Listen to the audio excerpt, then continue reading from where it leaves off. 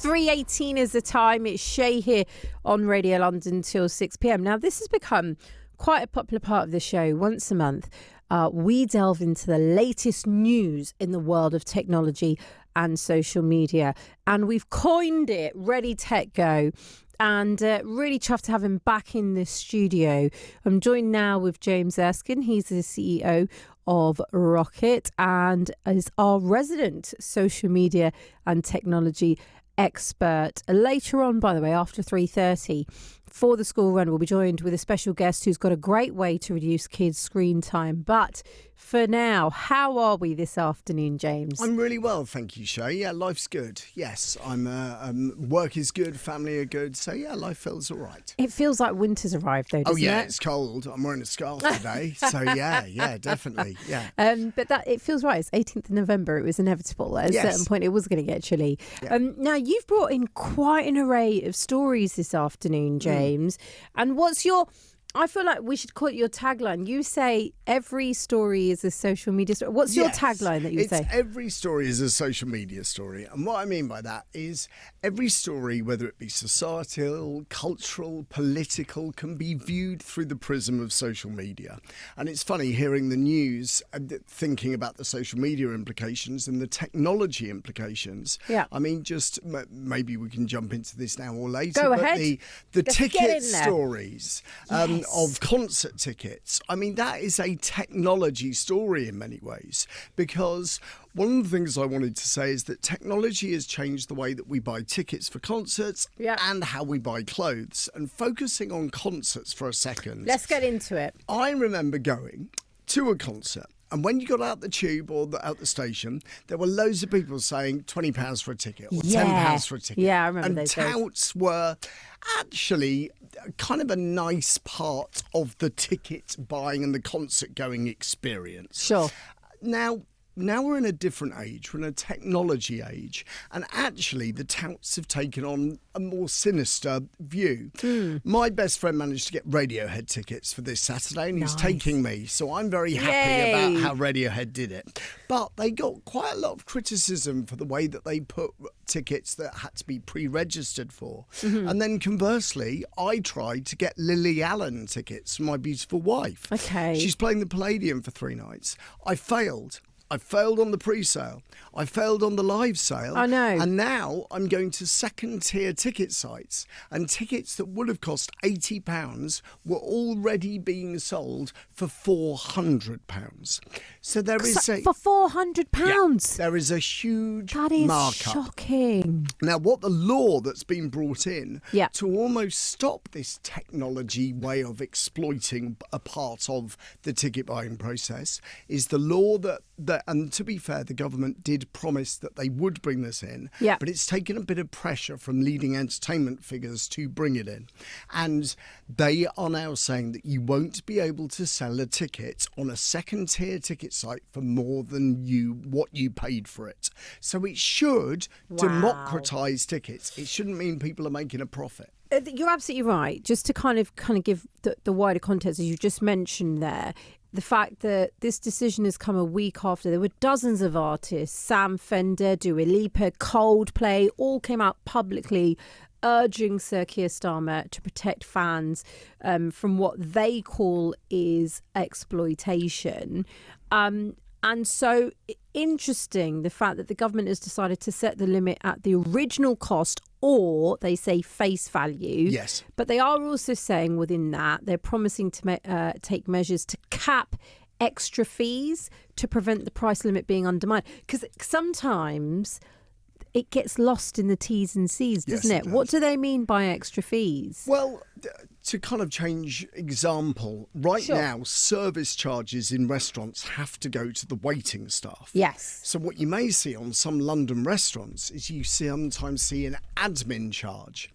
And that's simply because admin charges don't have to go to the waiting staff. Service charges do. Yeah. So when you're buying a ticket sometimes, you'll see let's say the ticket costs £30 or £50, you're then seeing an administration charge of another £5. Okay. A local fee of another £10. Do you see what I mean? So they Sure. can rack it up on various different charges. Okay. And that way they can make more than the actual value of the ticket. So that's their way getting around it, I suppose. And I guess the other point of this, of course, is that actually, I mean, the Housing Secretary Steve Reed told BBC Breakfast that ticket touts make profits at the expense of fans. Yeah.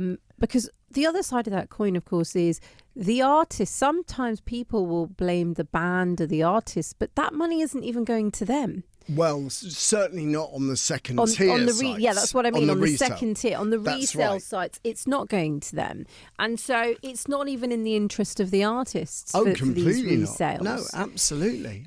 But there's a wider conversation. As I know, for this particular, tech story, you wanted to talk about not just tickets, but other areas such as, for example, Vinted exploring share sale. Tell us more about Vinted. Vinted is a business that has launched. I mean, look, I remember eBay as being the place to go where you wanted to resell items or buy second-hand items. It's incredible how quickly Vinted has grown. Vinted as a business, when it goes through this next share sale, which it's contemplating at the moment, it will be valued at €8 billion. Wow. Now, that is huge. Effectively, it's the fast-growing company and it's in preliminary discussions about selling existing shares. Effectively, about a year ago, it was valued at around €5 billion. So in a year, it's grown by €3 billion. It was founded in 2008. As a way for locals to swap clothes. And in 2019, it became Lithuania's first $1 billion technology startup. Wow. And it's just now diversifying across from pure play clothes to electronics and other categories. Okay. And It's going to become like a one-stop shop then. Exactly. Online for Very swapping similar and to the reselling. way that Amazon went. Amazon started in books. Now it's the everything store. Yeah. eBay started, I think, kind of in clothes, maybe some memorabilia, and then it broadened its horizons. And Vinted is going on a similar journey.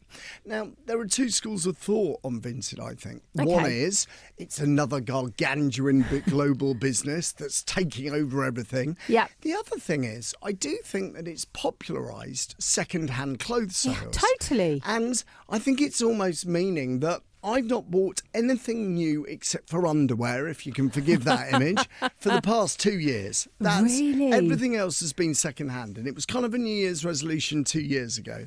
And I'm actually quite pleased with that. I think that works. You're wearing a very smart blazer just for Thank our you. listeners Yeah. and like a denim shirt. And you're saying that this is not brand new. No, But it absolutely not. looks it. Yes, completely. Wow.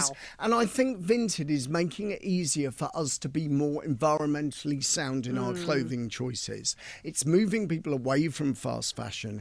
The amount of people in a Vinted description that say either I'm too fat for this or I'm too thin for this, and they can move the clothes on. And where Vinted, I think, are really good. And look, again, I know how business works. Part of this is a cynical way to increase trade on the site.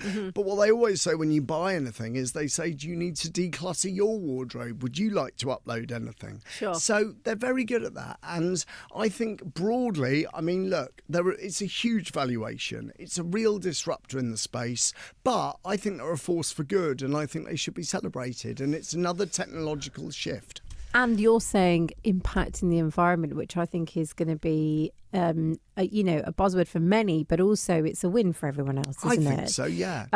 If you'd like to share your thoughts on this, 0800 731 2000, sticking in kind of the world of concerts, music, you wanted to talk about phones on the dance floor. I did. So this was a brilliant piece of writing. I might be showing a little bit too much of the real me now, Shay. I mean, for it. we've been doing this for 2 years. But Yes. anyway, I chanced upon this piece, this content, this article in DJ Mag.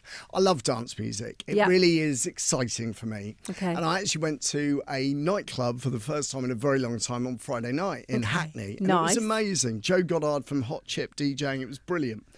One thing I did notice, first of all, it's Joe Goddard. Hot Chip have been around for about 20 odd years. Okay. There were enough old people like me as there were young people like It Was a Night in Hackney. So it was a really good mix. There wasn't that much in the way of mobile phone activity on the dance floor. Okay. I've been to some gigs where almost every song has been filmed.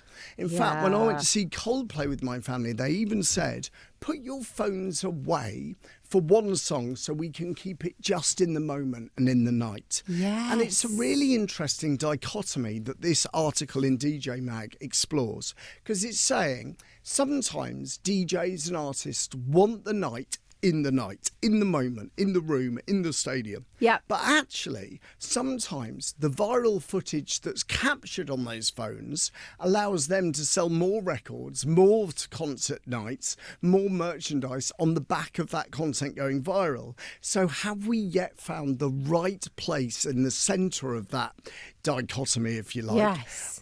to make it perfect for everybody? I'm thinking as well of like, I remember when Dave Chappelle was here and, you know, you go into his gig and straight away you put your phone, you have to hand your phone in, you can't take your phone in.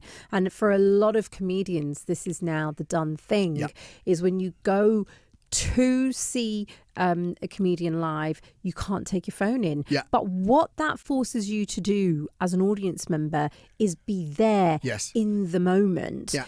And you are totally right, actually, James. If I was to show you my phone over Guy Fawkes Night and Diwali celebrations and Gurpurab celebrations, the amount of fireworks events I went to and all I was doing was filming them. I haven't done anything. I haven't looked back at those firework videos. Was what I should have been doing is just soaking up the moment. Well, I'm very lucky in that respect, in that everybody says anybody can take a good photo on their phone. Yeah. I can't. Mine are rubbish. Absolutely rubbish. So you just don't. So I am now of the opinion Yeah. that if I'm at a gig or a concert or anything, I'm normally, if I'm with lots of other people, I kind of look around thinking, everybody else here is going to take a better photo or video than me. Exactly. I just catch up with theirs on social media later. get that. And if I need it, then I can link to it. That's what I need to do. And stay with us, James. We're going to continue with Ready, Tech, Go. Also, we'll be taking you on the school run. But first, it's 3:30. Let's get an update on the roads. Traffic and travel now with James Worley. Shay, on the tubes, first of all, Piccadilly line still out of action. Rain